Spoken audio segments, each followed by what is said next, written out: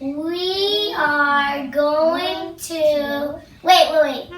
Bebop is going from the nail salon to the library. From the vet to the synagogue. Zoo to the school. The toy store to the bowling alley. The church to the hospital. Police station to Freedom Tower. Courthouse to the art store.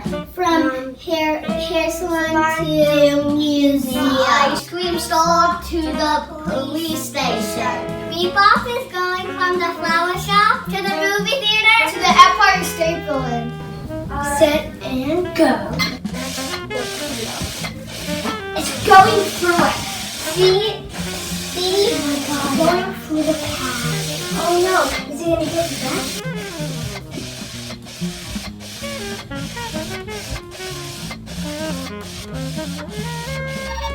Yay!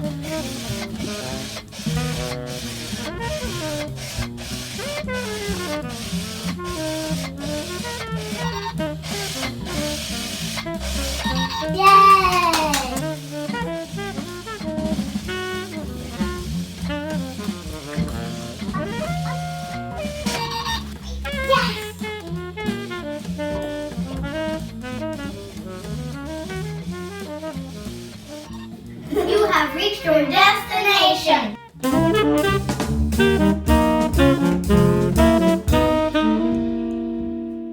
Challenging students to grow and integrate prior skills with new knowledge and have fun too? The Bebop program in the first grade undertakes all of this and more. I'm Nina, reporting for The Life. As part of the year-long neighborhood study, first graders learn to carefully observe, measure, draw, build, and consider how neighborhoods function. The first grade team, and with the help of many specialists led by technology integrator Tracy Chow and mathematics specialist Jonathan Edmonds, provide an added dimension to the study. Programming a driverless vehicle, a Bebot, to go from one point in the classroom neighborhood, Friendsville, to another. A Bebot is a programmable robot designed with the youngest learners in mind.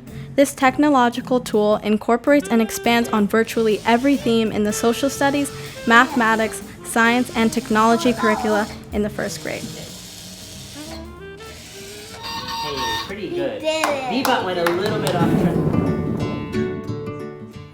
My name is Nora. Bebop is going from the movie theater to the church. Nora and Naomi are lower school buddies and have both experienced programming Bebots. Nora 3 years ago and Naomi this year. So what is a Bebot?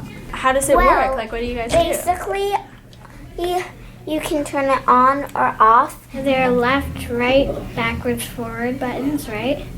I see. Oh, Yep. okay. And at the end, you press go.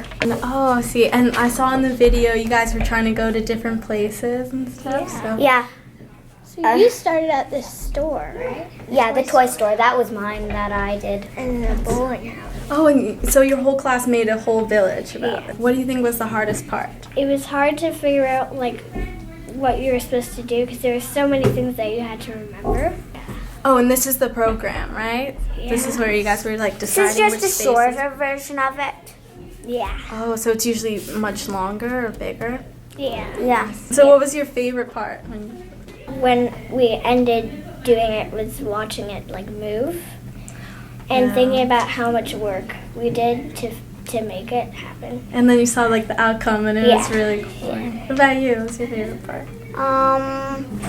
Pushing the buttons. Buttons. Has this project changed the way you think about like how things work and maybe like about programming? Are you guys now more interested in programming? Kind of. Kind of. I got very interested after. So we're here with Jonathan now, who's a lower school math specialist, and I was just wondering, what grades do you teach? So I work with kindergarten, first, and second graders. What are the math skills developed and employed in this project? It's a great question. There's actually quite a lot of math going on here that we might not think of all the time as math. There's certainly a lot of spatial reasoning going on, like the ability to be in a space and move throughout it, going forwards or backwards or turning left and right. And for first graders, that involves quite a lot of thinking about taking the perspective of the Bebop, not just what they think it is, but like pretending to be the Bebop and what left looks like and what right looks like. And there's also a good amount of number work that's inherent in this too. The way that we've designed it is that each block is one. Okay. Yeah, but it's a set distance each time. And when they have to think about like how far it's going, they can think about the distance. Just one, like a square. Like steps. Yeah, counting the steps. And then when it turns, it doesn't move forward or backwards at all, but it just rotates in that space. And then even just like some beginning sort of angle measurement work. We're not calling it right angles at that point or anything, but just that it turns exactly 90 degrees. And you worked with the whole entire first grade on this project. Yeah, so I do this project with Tracy, the lower school tech integrator. And then the classroom teachers also, and then the librarians help out with parts of it. There's really, it's like multifaceted in so many ways. Yeah, because there's the whole town too, and also like constructing that. And it fits in well with the first grade study. They do a neighborhood study, so it's part of that. And then this was part of our existing math curriculum already to think about like moving through space, and so we kind of married the two of them into this Bebop project. There's also a lot here with perseverance. Yes, like if it doesn't work out, try something again. And then there's also the practice of precision. So if you're trying to get from the toy store to the bowling alley, you don't want to end up over here at the vet. You want to get to the bowling alley. And so being precise and like, I'm going to give these directions exactly to get there.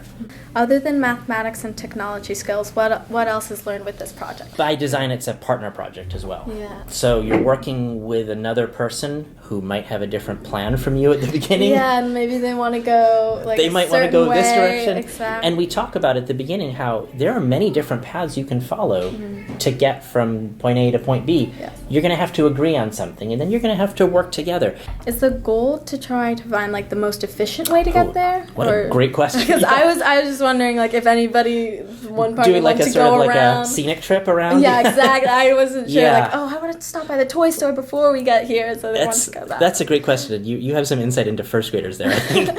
So when Tracy and I designed this, we were thinking about kids going in the most direct route possible, like pushing them to find, like, we even set the story as like Bebop's in a rush to get from this place to the next place. What's the most effective? That's really cool. Thank you. You're welcome. Sharing. Thanks for showing some interest in it. This initial adventure into programming mimics those that are found in the real world. The mindful inclusion of technology as a way to enhance learning gives students a rich experience while also developing their collaborative and creative skills. Remember to let your programming skills and Bebop speak.